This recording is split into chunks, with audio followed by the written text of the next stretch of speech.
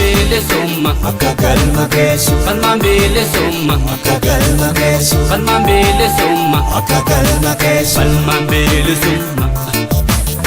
akka galma geessu akka galma geessu bikka jirtan mara tokkummaa jabeessu bikka jirtan mara tokkummaa jabeessu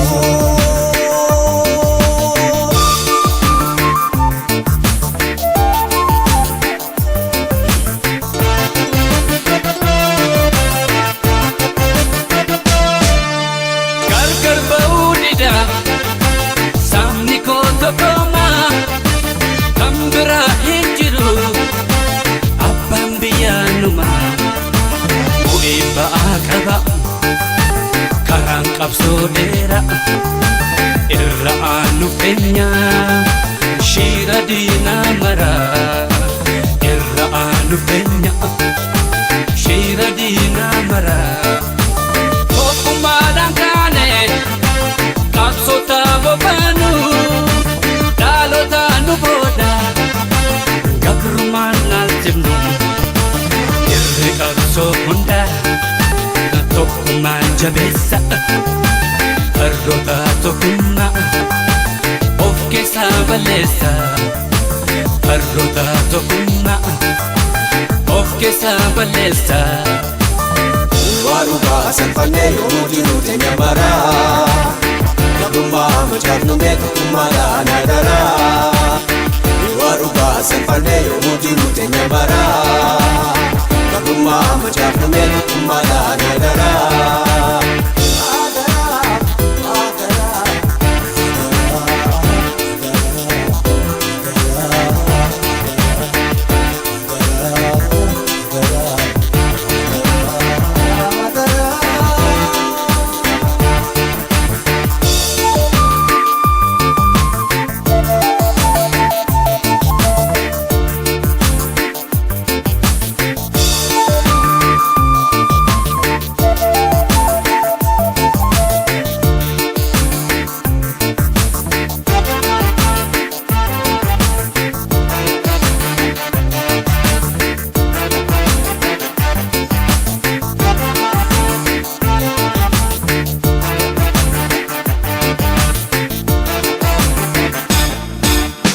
falmaan bilisumma akka galma geessu falmaan bilisumma akka galma geessu falmaan bilisumma akka galma geessu falmaan bilisumma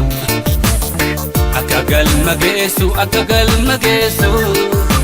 bikka jirtan mara tokkummaa jabeessu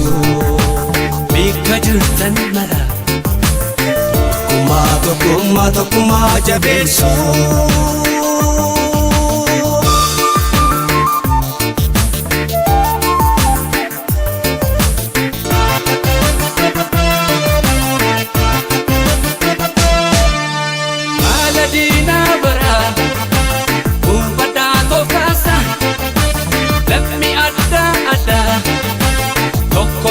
hiriirsa ilaan nu gabroomsu danda'ee qofaasa numa faffacaase gurmusa cimsata numa faffacaase gurmusa cimsata yeroo kee marsanii qawwee hiikachiisuun baaqatu lammii kee biyyayyuu tajjeesuun dandaansi qoodani walitti bubuun sun ni darba lammii koo guyyaan dukkanaa kun ni darba lammii koo guyyaan dukkanaa kun. Waruga salphannee yoo jiru teenya maraa